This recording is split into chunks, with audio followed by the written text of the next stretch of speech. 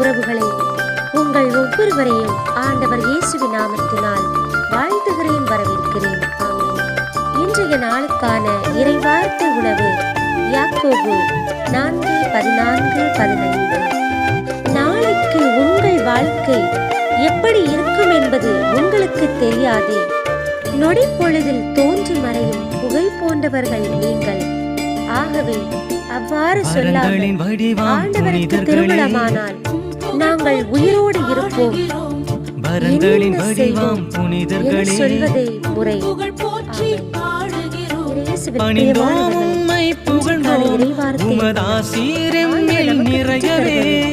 நாளைய வாழ்க்கை குறித்து கவலைப்படுகிறீர்களா?